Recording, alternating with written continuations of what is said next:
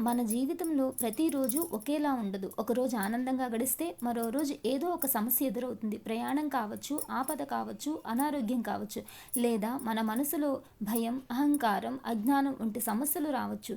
ఇలాంటి సమయంలో మనకు ధైర్యం రావడానికి, మనసుకు ప్రశాంతత కలగడానికి, మంచి మార్గంలో నడవడానికి మన సంప్రదాయంలో కొన్ని దైవాలను స్మరించమని చెబుతారు.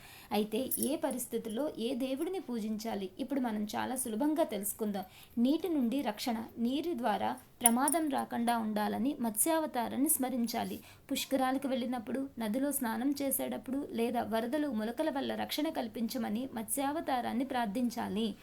అడవులలో ప్రయాణించేటప్పుడు నరసింహస్వామిని స్మరించాలి. అడవి మార్గం గుండా ప్రయాణించేటప్పుడు దొంగల భయం ఉండవచ్చు, అడవి మృగాలు ఉండవచ్చు, వాటి నుండి రక్షణ కల్పించమని నరసింహస్వామిని స్మరించాలి. అలాగే యుద్ధ సమయంలో రక్షించమని, సంకట పరిస్థితుల్లో రక్షించమని నరసింహస్వామిని స్మరించాలి. నడిచేటప్పుడు ప్రమాదాలు జరగకుండా ఉండాలని వామనమూర్తిని స్మరించాలి. మనం నడిచేటప్పుడు ముళ్ళు గుచ్చుకోవచ్చు, రాయి తగిలి పడిపోవచ్చు. ఇలాంటి నేలకు సంబంధించిన ప్రమాదాలు రాకుండా వామనమూర్తిని స్మరించాలి. ఆకాశం నుండి వచ్చే ప్రమాదాల నుంచి రక్షణ కోసం త్రివిక్రముడిని పూజించాలి. విమాన ప్రయాణం చేసేటప్పుడు ఇబ్బందులు కలగకుండా లేదా పిడుగులు, ఉరుములు వంటి వాటి వల్ల ఇబ్బందులు కలగకుండా రక్షణ కావాలని కోరుకుంటూ త్రివిక్రముడిని ప్రార్థించాలి. త్రివిక్రముడు అంటే మనకి వామన అవతారం అంటే పొట్టిగా ఉంటాడు. త్రివిక్రమ అవతారం అంటే వామన అవతారం పెద్దగా అయ్యి బలచక్రం ఎత్తి మీద కాలు పెట్టిన ఎవరైతే అవతారం ఉందో ఆ అవతారమే త్రివిక్రమ అవతారం. వీరిని ఆకాశం నుంచి వచ్చే ప్రమాదాలను రక్షించమని కోరుకోవాలి. మనుషులను సృష్టించే సమస్యల నుండి వారి వల్ల కలిగే కష్టాలు, ఇబ్బందులు రాకుండా ఉండేందుకు బలరాముడిని పూజించాలి.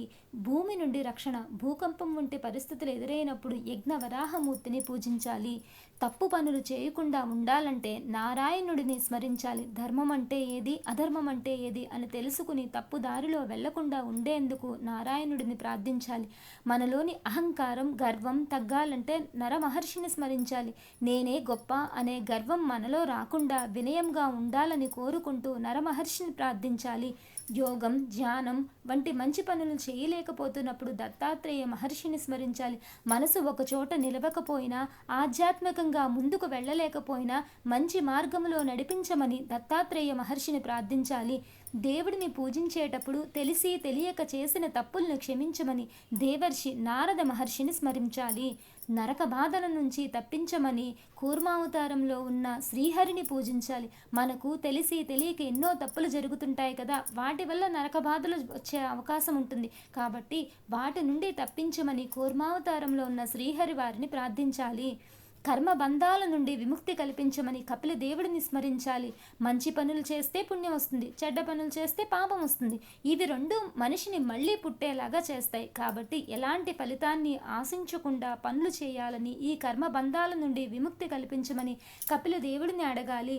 తీర్థయాత్రలకు వెళ్ళేటప్పుడు లక్ష్మణుడితో కూడిన శ్రీరాముడిని పూజించాలి. కొండలు, పర్వత ప్రాంతాల్లో ప్రయాణించేటప్పుడు ఎటువంటి ఇబ్బందులు రాకుండా రక్షణ కలగాలని కోరుకుంటూ పరశురాముడిని పూజించాలి. యాత్రలో కనిపించే చిన్న చిన్న దేవాలయాలు, ఉపాలయాలను దర్శించకుండా వెళ్ళిపోయిన అపరాధం తొలగాలని కోరుకుంటూ హయగ్రీవుడిని ప్రార్థించాలి. ఉదాహరణకు మనం శ్రీ వెంకటేశ్వర స్వామి పుణ్యక్షేత్రమైన తిరుపతికి వెళ్తాము.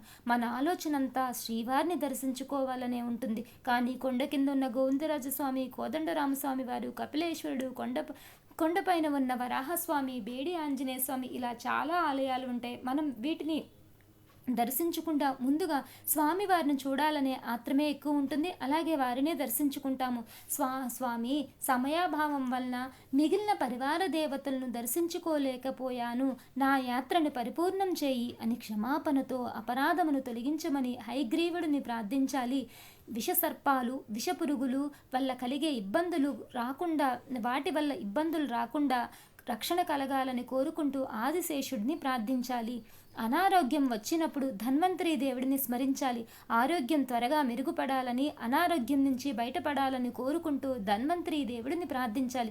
మనకి బాగున్నప్పుడే కదా మనకు అది తినాలి, ఇది తినాలి అనిపిస్తుంది. మనకు ఆరోగ్యం బాగయ్యేంత వరకు ఎటువంటి ఆలోచన రాకుండా ఉండాలని ధన్వంతరిని స్మరించాలి.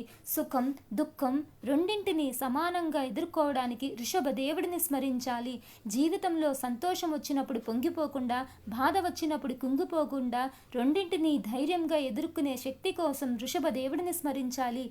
జ్ఞానం, అవగాహన పెరగడానికి వ్యాస మహర్షిని స్మరించాలి. మన చుట్టూ ఏం జరుగుతుందో అర్థం చేసుకోవడానికి, తెలిసి తెలియక తప్పులు చేయకుండా ఉండడానికి వ్యాస మహర్షిని స్మరించాలి. చెడు ఆలోచనలు, కపటత్వం తగ్గడానికి బుద్ధుడిని స్మరించాలి. మనకు మంచి కంటే చెడు విషయాలే కొన్నిసార్లు త్వరగా నచ్చుతాయి. అలాంటి ఆలోచనలే మనల్ని తప్పుదారి పట్టించకుండా ఉండడానికి బుద్ధుడిని స్మరించాలి. మనసు అదుపులో ఉంచుకోవడానికి సనత్ కుమార మహర్షిని స్మరించాలి. మనసులో కలిగే చెడు కోరికలు, ఆకర్షణలు మనల్ని తప్పుదారి పట్టించకుండా ఉండాలని కోరుకుంటూ సనత్ కుమార మహర్షిని ప్రార్థించాలి. కలియుగంలోని చెడు ప్రభావాల నుంచి రక్షణ కోసం కల్కి ప్రభువుని స్మరించాలి. కలియుగంలో పెరిగే చెడు ఆలోచనలు, చెడ్డ ప్రభావాల నుంచి మనల్ని కాపాడి ధర్మం వైపు నడిపించాలని కోరుకుంటూ ధర్మాన్ని రక్షించడానికి జన్మించబోయే కల్కి ప్రభువుని స్మరించాలి. ఇలా మన హిందూ సంప్రదాయంలో జీవితంలో ఎదురయ్యే వివిధ పరిస్థితుల్లో ఒక్కో దైవాన్ని స్మరించమని చెబుతారు. అయితే ఇక్కడ మనం గుర్తుంచుకోవాల్సిన ముఖ్యమైన విషయం ఒకటి ఉంది. దేవుడిని ప్రార్థించడం అంటే మన ప్రయత్నాన్ని ఆపేయడం కాదు. అనారోగ్యం వస్తే దేవుడిని ప్రార్థించడంతో పాటు వైద్యుడిని సంప్రదించాలి. ప్రయాణంలో దేవుడిని స్మరించడంతో పాటు జాగ్రత్తగా ఉండాలి. ప్రమాదం వస్తే ప్రార్థించడంతో పాటు మనకు చేతనైన రక్షణ చర్యలు తీసుకోవాలి. అంటే దైవంపై నమ్మకం ఉండాలి. అదే సమయంలో మన వంతు ప్రయత్నం కూడా ఉండాలి. ఎలాంటి పరిస్థితి ఎదురైనా భయపడకుండా ధైర్యంగా ఉండాలి. అశాంతికి బదులు ప్రశాంతతని పెంచుకోవాలి. అజ్ఞానానికి బదులు జ్ఞానాన్ని పెంచుకోవాలి. చెడు ఆలోచనలకు బదులు మంచి ఆలోచనలు పెంచుకోవాలి. దైవాన్ని స్మరిస్తూ మన కర్తవ్యాన్ని మనం సరిగ్గా చేయడమే నిజమైన భక్తి. పరిస్థితి ఏదైనా సరే భక్తితో దేవుడిని స్మరించండి. ధైర్యంతో ముందుకు సాగండి. మంచి పనులు చేస్తూ జీవించండి. అదే మన జీవితాన్ని మంచి మార్గంలో నడిపిస్తుంది.